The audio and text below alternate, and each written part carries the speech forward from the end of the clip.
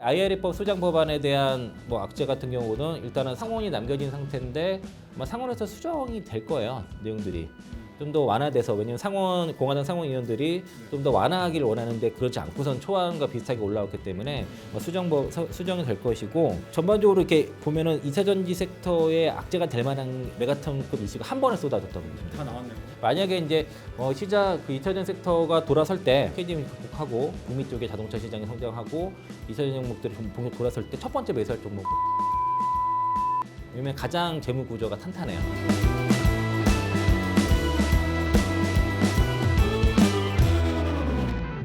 연일 하락세를 면치 못하던 2차 전지 섹터가 미국 보조금 유지에 한숨 돌리면서 반등의 발판이 마련될지 관심이 집중되고 있습니다. 앞으로 상황과 챙겨봐야 할 이슈 지금부터 살펴보도록 하겠습니다. IM증권 서울금융센터 이창환 영업이사님과 함께합니다. 안녕하세요. 네, 안녕하십니까. LG엔솔과 그다음에 에코프로가 나란히 신저가를 기록을 했습니다. 이거 어떻게 바라봐야 되는 겁니까, 이거? 오늘 장중에 이제 2차 전지 섹터도 급반등이 일단 나왔습니다. 이제 아무래도 이제 낙폭과대가 좀 과했던 것 같고, 네. 그래서 이제 기존의 이제 주도 섹터였던 종목들에서 대규모 이제 차익 실현이 나오고, 그게 이제 수급이 오늘은 이제 2차 전지 섹터로 좀 집중이 되면서 네. 다른 종목들이 좀 다른 섹터들이 전반적으로 부진해서 그런 하루였는데요. 그러니까 그동안 이제 2차 전지 섹터가 어느 정도 바닥이라고 봤었는데 네. 그 IRA, 그러니까 이제 트럼프 대규모 감세 아니라고 하죠. 네. 그 안에 이제 그 IRA에 대한 수정 법안도 같이 들어 있는데, 시장에서 예상했던 어느 정도 선이었었어요. 처음에 그 초안이 나왔을 때, 예를 들면 이제 뭐 전기차 세공제가 폐지되는 부분들은 어느 정도 예상했던 부분이 있었고, 다만 이제 좀 기간이 좀 짧아졌다는 거, 그런 부분은 좀 악재가 됐었지만은 그 AMPC 생산재 세액공제 부분은 그래서 2031년이라고 하면 초안 그 원안보다는 1년 정도 당겨진 거니까 크게 문제가 없다라고 판단을 했었는데, 네. 이제 그 루머로 뭐 AMPC를 2028년까지 28년으로 뭐 조기 일몰될 수 있다, 뭐 이런 뉴스가 나오면서 이제 급락세가 한 번 더 나왔던 것이고요. 네. 만약에 그게 현실화 됐으면은 배터리 3사가 받을 금액이 줄어드는 게 60조입니다. 60조. 거의 80%가 줄어들어요. 그러니까 2031년까지. 네, 네. 그래서 이제 그게 좀 사실 뭐 루머로 판단이 됐고요. 아마도 이제 그 신재생 에너지 쪽의 NPC 기간과 비슷하게 좀 얘기가 나왔던 것 같고, 그러니까 그게 아니라서 일단 다행이고, 두 번째는 그 전부터 이제 그 대규모 이제 유상증자 건들이 자꾸 나왔었죠. 네. 이제 그 삼성 SDI가 예상을 했던 건데, 뭐 3조 유증설이 계속 돌았었거든요. 네. 그러니까 SDI가 계속 빠졌던 이유가 빠지는 구간마다 장중에 유증설이 계속 돌았었어요. 3조 유증. 근데 회사에서 아니라고 아니는 했지만 결국에는 유증을 했고, 네. 이제 한 1조 6천억 정도 이제 유증 성공했죠. 네. 원래 했던 것보다는 적지만은 일단은 한 14만 원 유증가니까 뭐 거의 그 정도면은 뭐 상당히 싸다고 시장에서 보는 것 같습니다.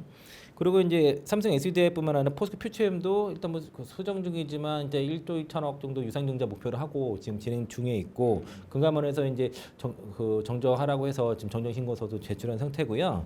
LG화학이 10억 달러 교환사채 발행한 게 이게 사실 여기서 시작이 됐던 거예요. 근데 이 시장의 약간 오해는 뭐냐면 저 그 얘기 들었어요.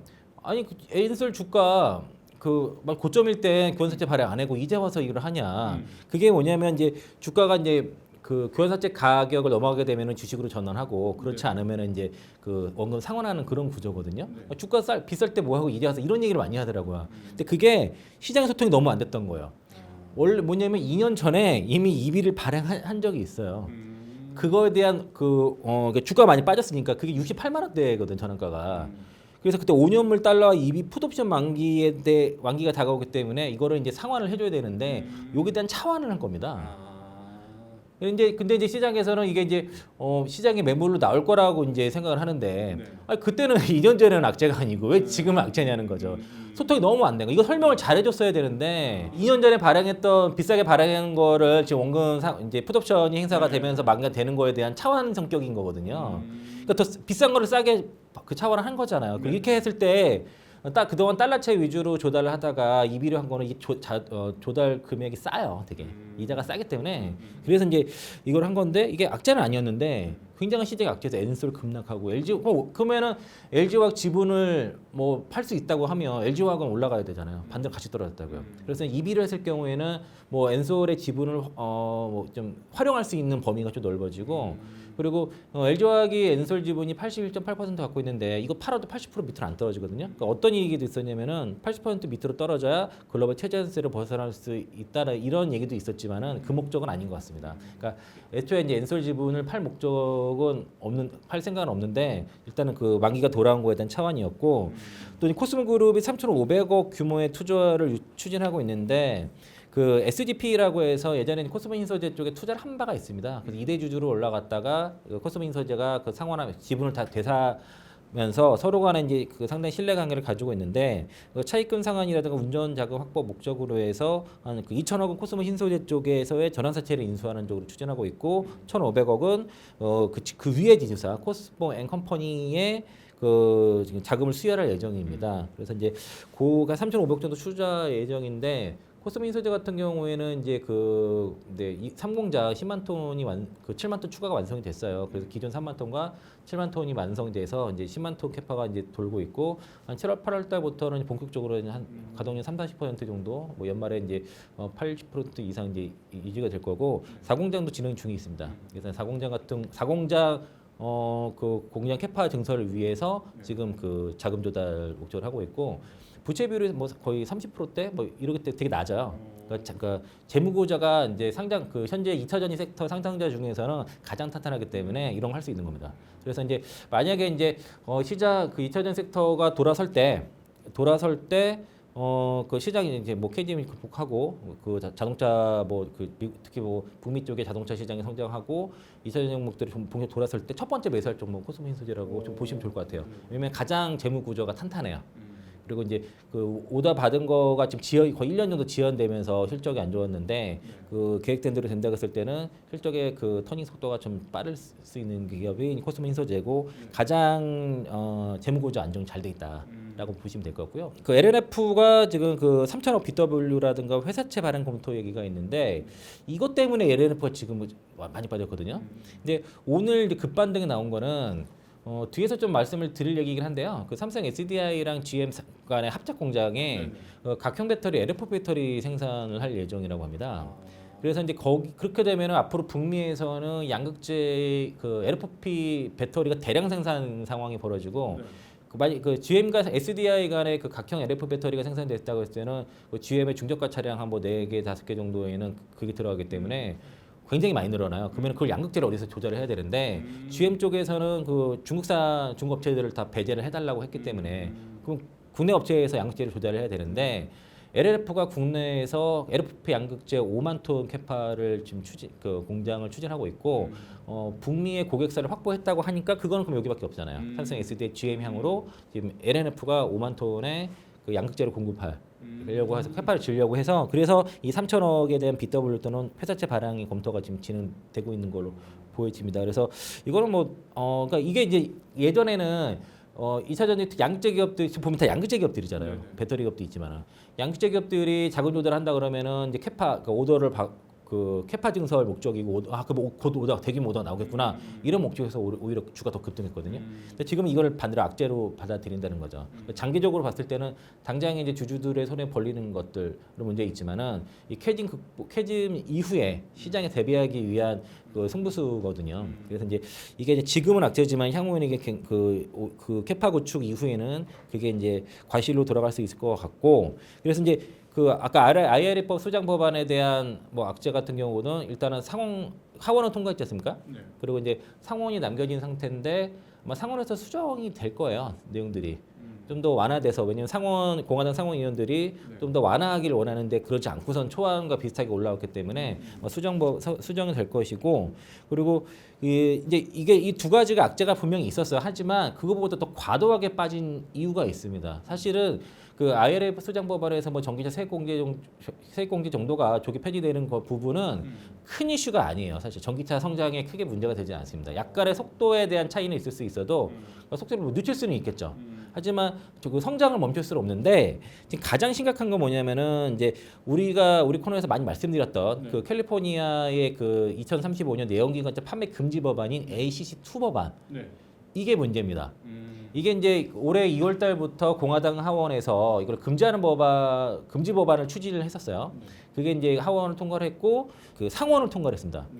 그래서 이제 그 캘리포니아 주의 그 ACC 법안을 따르는 주가 총 11개 주거든요. 그 주의 전체 자동차 시장의 40%를 차지하는데 11개 주가 거기서 이제 그 이런 내용기 감찰을 금지하는 법안에 대해서 이제 그 따르고 있는데 이거를 지금 무력화시키는 법안이 상원에 통과되면서 그 뉴스 때문에 더 급락한 거예요. 전반적으로 이렇게 보면은 2차 전지 섹터의 악재가 될 만한 이슈가 메가톤급 이슈가 한 번에 쏟아졌다고 보시면 돼요. 다 나왔네요, 그럼? 예, 한 번에 쏟아져. 예, 나올 만한 건 최악의 뉴스는 다 나왔다고 보시면 돼요. 현실화되는 건 다른 문제예요. 그런데 이제 그 캘리포니아 그가 곧바로 소송을 했는데 그 H2 법안이 만약에 정말 무력화된다고 했을 때는 미국 시장의 전기 시장의 성장이 꺾일 수 있습니다. 북미 시장에서의 전기차 판매는 4월달에 그 10만 대 정도 판매가 돼서 마이너스 5.2% 역성장이 나왔어요. 3월달까지 그래도 성장이 나왔지만은 테슬라가 지금 워낙 부진하고 현대기아차도 아직은 북미에서는 좀 아직 그 부진한 편이에요. 그 전기차 판매는 좀 부진한 편인데 유럽 같은 경우에는 4월달 유럽 전체 EU 그 전체가 118만 4,685대에서 그 28.8%고요. EU도 거의 27%의 성장세가 나왔어요. 한 14만 대 이상 판매가 돼서 그래서 이제 유럽 시장은 지금 4월달까지 좋습니다. 아마 올해 유럽은 굉장히 좋을 거예요. 네. 특히 이제 1월부터 4월까지 누적 판매가 유럽 시장에서 전기차 판매만 75만 8,109대. 27.9% 성장이 나왔고 하이브리드 PHEV도 그 누적으로 36만 대 이상 판매가 돼서 11.2% 성장 나왔고요. 하이브리드가 158만 대 이상 판매가 됐습니다. 그래서 이제 배터리가 들어가는 차들에 대한 친환경 차들에 대한 판매는 상당히 좋은데 가솔린과 디젤은 다 20% 이상 역성장이 나왔던 것이어서 이 대세를 바꿀 수는 없는데 이 폭스바겐이 지금 엄한 짓을 하고 있습니다. 이제 전기차가 잘 안 되다 보니까 지금 내연기관차를 더 늦추겠다면서 뭐 79조 투자한다나 하는데 재원을 어떻게 마련할지 모르겠는데 아마도 그렇게 되면은 이 폭스바겐의 움직임을 봤을 땐 향후에 유럽 시장에서의 그 전기차 쪽에 유럽 업체들이 잘 못하다 보니까 유럽 시장에서의 어떤 전기차 정책에 대한 그런 것들이 변화가 있을 수 몰라요. 이제 2035년에 그 내연기관 판매 금지가 어쩌면 그런 시도들을 레거시 업체들이 많이 시도를 할 것 같습니다. 폭스바겐의 행동을 하는 거 보니까 이게 자신 없다. 그 전기차 쪽으로는 자신이 없다 보니까 지금 어떻게든 그걸 막으려고 시도를 할 것 같고요. 유럽이 27년도에 그 CO2 규제 그에 따른 벌금을 회피하기 위해서 그 25년에서 27년 연평균으로 20% 내외 판매 증가를 해야 되지 않습니까? 지금 1년에서 3년 평균으로 바꿨기 때문에 그러면은 25년에서 27년도에 연평균 20% 이상 전기차를 판매를 해야 돼요. 무조건. 그래서 지금 그 폭스바겐이 많이 한 게 지금 할인을 엄청 했습니다. ID4 이런 거 잘 팔리는 거 할인을 엄청 해서 그래서 테슬라보다 많이 팔았던 거고 테슬라가 여전히 부진하죠. 4월달 판매도 지금 유럽에서 9% 역성장인가? 47인가 49% 역성장 나와서 여전히 테슬라가 지금 좀 판매가 잘 안 되고 있는 상황이라서 이거는 이제 그 일론 머스크가 어떻게 하겠다면 달려겠죠. 그리고 반면에 이제 EV3 같은 경우가 지금 선풍적인 인기를 끌고 있어가지고 지금 증설을 더 하려고 하고 있습니다. 그래서 이제 뭐 EV3 그리고 EV4도 이제 8월달부터 유럽 출시가 돼요. 그래서 제가 이제 전에도 말씀드렸던 것처럼 EV3라는 이제 뭐 그 작년에 한 3년간은 따라올 차가 없다라고 말씀드렸는데 아마 27년까지는 그만한 가성비가 나올 만한 차가 어렵습니다. 현재 앞으로는. EV4는 EV3를 세단형으로 만든 건데 좀 더 잘 만든 차예요. 그래서 이제 아마 유럽 시장에서 인기가 많을 것 같고 그래서 이제 EV3는 올해 차로 됐죠. 선정이 됐고 캐스퍼 일렉트릭은 올해 전기차로 선정이 됐습니다. 수출이 좀 많이 되다 보니까 국내에서 캐스퍼 일렉트릭 살려면 22개월 기다려요. 그렇더라고요. 예, 그래서 없어요. 다 수출로 나가기 때문에. 그래서 이제 잘 맞는 차예요. 두 가지가 상당히 유럽 시장에서는 큰데 근데 그 라인업이 북미에서는 조금 안 맞다 보니까 그래서 이제 북미에서는 많이 팔려가면 EV9 그리고 아이오닉 9 이런 게 이제 많이 팔려야 돼요. EV9이 지금 신규 모델이 기존 거보다 더 개선된 모델이 좀 나와서 앞으로 이제 EV9과 아이오닉 9의 북미 판매가 어떻게 잘 되는지가 관건일 것 같고 제가 이제 지난해는 1분기 실적 좀 보고서 향후 정말 판단해야 될 것 같다라고 말씀드렸던 거고요. 그래서 1분기까지는 주가 못 갈 것 같으니 다른 섹터에서 수익 좀 내자라고 그래서 그냥 2차 전지를 그대로 들고 가지 말고 다른 섹터로 좀 분산을 해서 뭐 바이오든 뭐 엔터든 다른 섹터 분산해서 가고 1분기 가서 판단하자고 했는데 제가 이제 지난달에는 1분기 실적을 보니 이거 가지고는 안 되겠구나. 이제 엔솔 같은 경우가 일시적으로 2분기 감액 구간에 그 실적이 감소화되는 구간에 들어가기 때문에 2분기까지 좀 어렵겠다. 그러니까 그러면 2분기까지도 2분기 실적 발표까지도 주가가 좀 가기는 어렵다. 이 말씀을 드렸던 거고요.